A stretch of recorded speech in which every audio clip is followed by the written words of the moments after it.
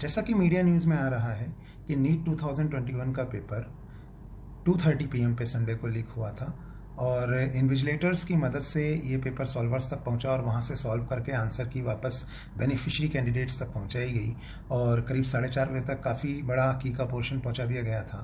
तो सारे जो हार्ड वर्किंग स्टूडेंट्स हैं वो परेशान हो रहे हैं। सबसे पहले वो ये जानना चाहते हैं कि सर इसका हमारे एग्ज़ाम पे क्या फ़र्क पड़ेगा।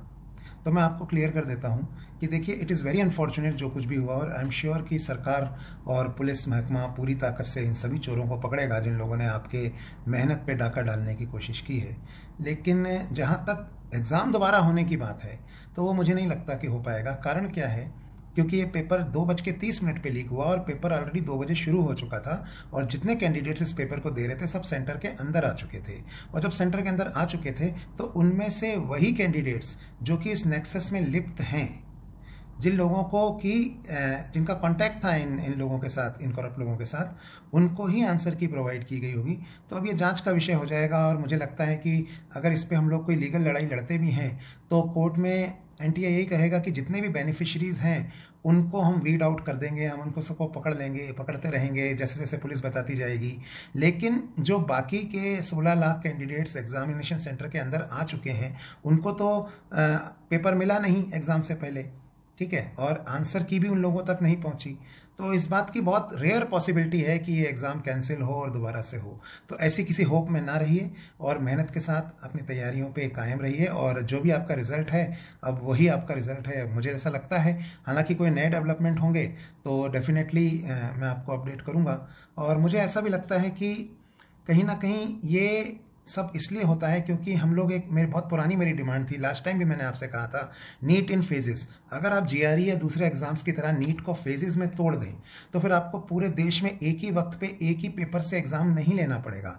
यही तो प्रॉब्लम आ जाती है। फिर जब ये प्रॉब्लम आती है तो फिर कहीं भी एक जगह पेपर लीक होता है तो आपको पूरे देश में पेपर कैंसिल करना पड़ेगा। नहीं तो आप फिर है ना गलतियों को छुपाने लगेंगे कि ऐसा नहीं हुआ होगा, ऐसा नहीं हुआ होगा।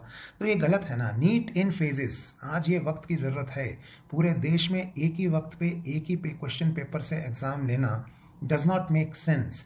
वैसे भी तो हम लोग मिक्सिंग करते ही हैं। पिछली बार भी तो नीट 1 और नीट 2 के रिजल्ट को सेम डिफिकल्टी लेवल पे मानते हुए दोनों पेपर्स को बिना नॉर्मलाइजेशन के हमने मिक्स किया ही था।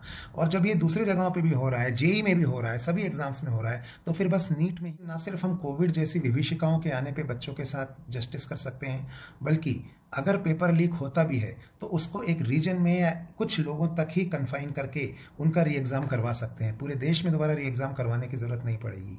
नीट इन फेजेस मैं पहले भी आपसे कह रहा था, आज भी कह रहा हूँ, यही इतनी बड़ी परीक्षा को ईमानदारी से सही ढंग से आयोजित करवा पाने का एकमात्र विकल्प है।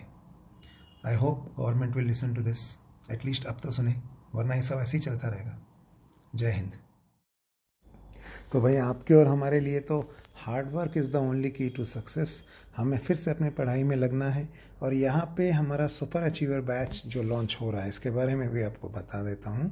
नीट 2022 के लिए ड्रॉपर्स बैच है ये। जो बच्चे लगभग ये मान चुके हैं कि हमें 2022 में ही तैयारी करनी है, फ्रेशर्स थे इस बार या किसी कारण से उनको इस बार अच्छा नहीं हुआ एग्ज़ाम, तो ये नंबर 1 बैच आपके सामने है जिसमें आपको सारे बेस्ट टीचर्स, अनअकैडमी के टॉप 6 टीचर्स आपको पूरा का पूरा कोर्स कराने वाले हैं, सुपर 6।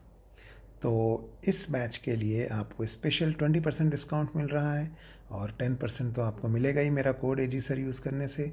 सब्सक्रिप्शन के लिए आप एजी कोटा पे मुझसे बात कर सकते हैं। See you all in plus, let's crack it.